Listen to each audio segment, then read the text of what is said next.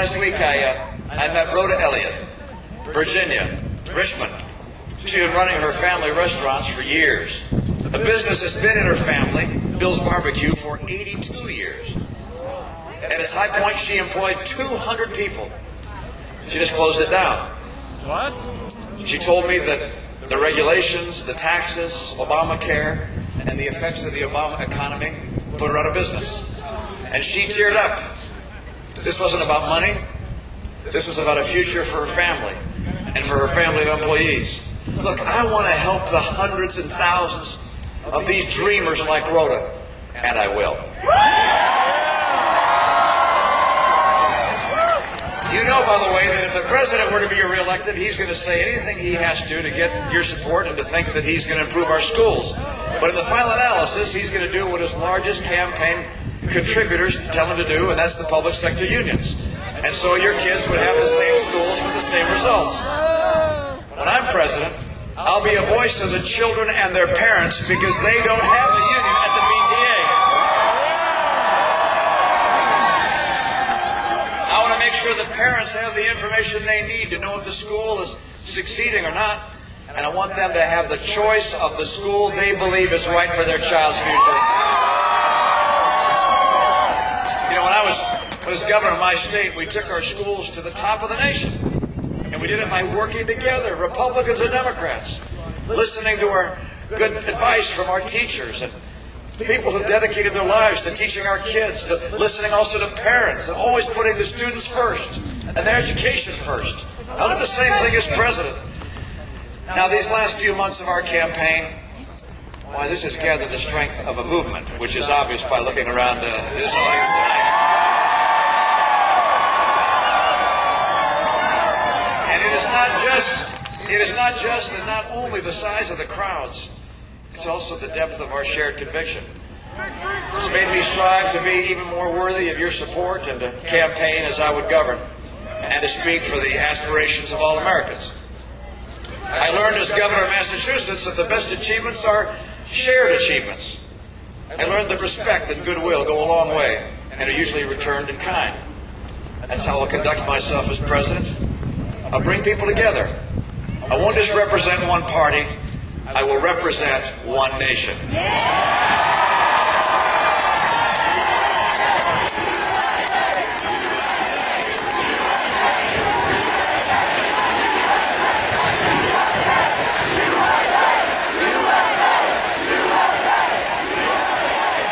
Throughout this campaign, using every argument he can think of, President Obama has tried to convince you that these last 4 years have been a success. And so his plan for the next 4 years is to take all the ideas from his first term, the stimulus, the borrowing, Obamacare, all the rest, and do them all over again. He calls that plan forward. I call it forewarned. The same course we have been on will not lead to a better destination. The same path means $20 trillion in debt. It means crippling unemployment continuing. It means stagnant take-home pay and depressed home values and a devastated military. And unless we change course, we keep looking at another recession. In his closing argument, just this last week, President Obama asked his supporters to vote for revenge. For revenge. Instead, I ask the American people to vote for love of country.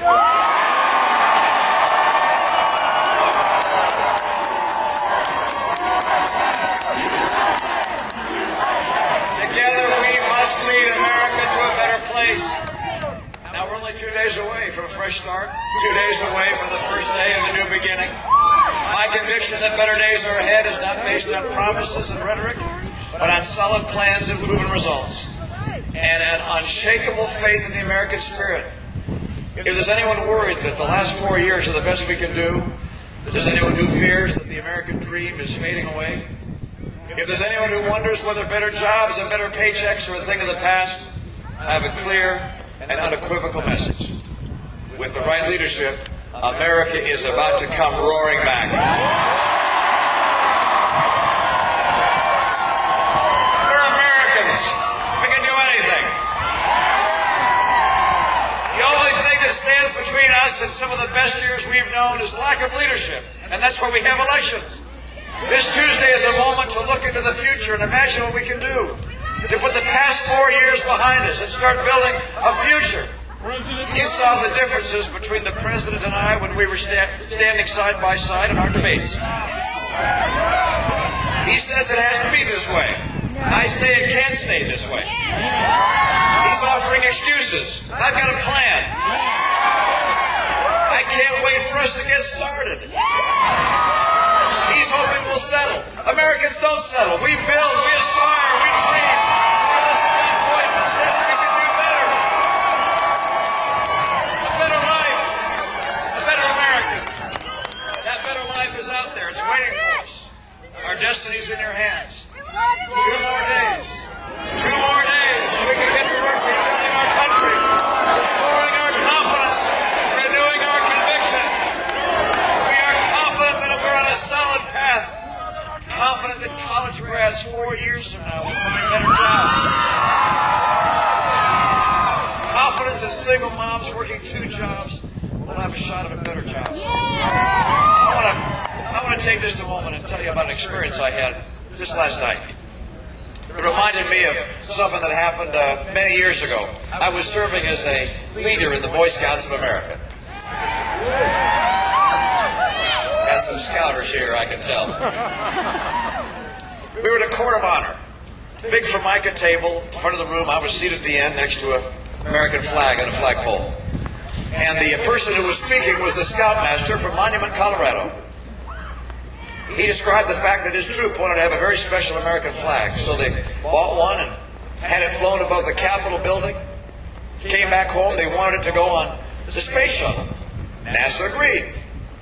He said the boys were so proud looking from their home rooms at school on the TV sets there. They saw the Space Shuttle Challenger launch into the air, and then they saw it explode on the TV screen.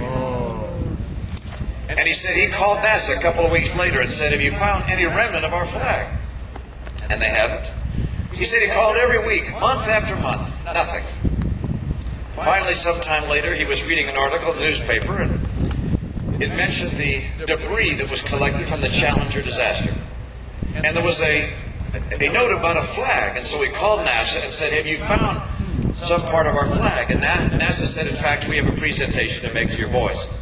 So NASA came, and the Boy Scout troop gathered, and they were presented with a plastic container. And they opened it up, and there was their flag in perfect condition. And he said, that's it on the flagpole next to Mr. Romney at the end of the table. And I reached over and touched a hold of that flag and pulled it out.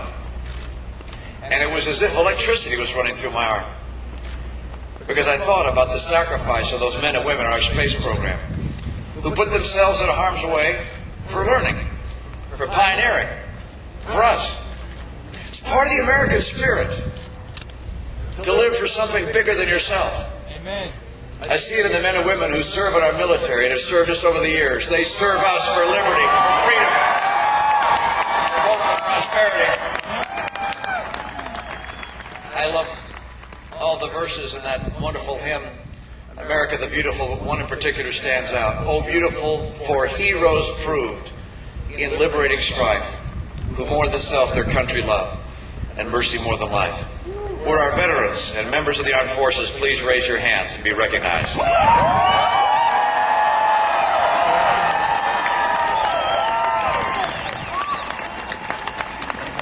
We Americans live for things bigger than ourselves. Our schools, our churches, our families, our nation. I think about my sister. My sister Lynn is in her 70s. Her husband died a few years ago. She has 8 children, 7 of them married, kids of their own. The 8th child was born Down syndrome. He's now 43 years old. He lives at home with his mom. And she devotes her time and her care to helping that child that has all of his life for 43 years. She's a hero to me.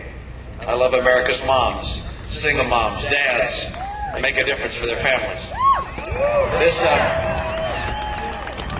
This Christmas, I'm thinking of all the couples that are not going to be exchanging gifts with one another so they can make sure and have a great Christmas for their kids. Think of all the single moms who are scraping and saving to get by so they can make sure and have a good meal on the table for their kids at the end of the day. Think of all the dads and the moms that are working 2 jobs so they can buy the kind of clothes that their kids need so they won't stand out at school. We're a generous people. We give to others in need. We live for things bigger than ourselves. And on November 6th, we can come together for a better future. And on November 7th, we're going to get to work.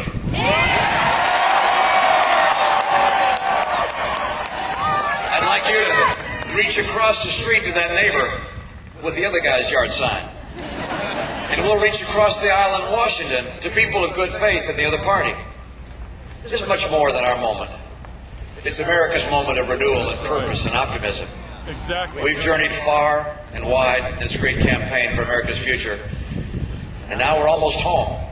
One final push will get us there. We've known many long days and short nights, and now we're close. The door to a brighter future is there. It's open. It's waiting for us. I need your vote. I need your work. I want you to walk with me. Let's walk together. We're taking back America.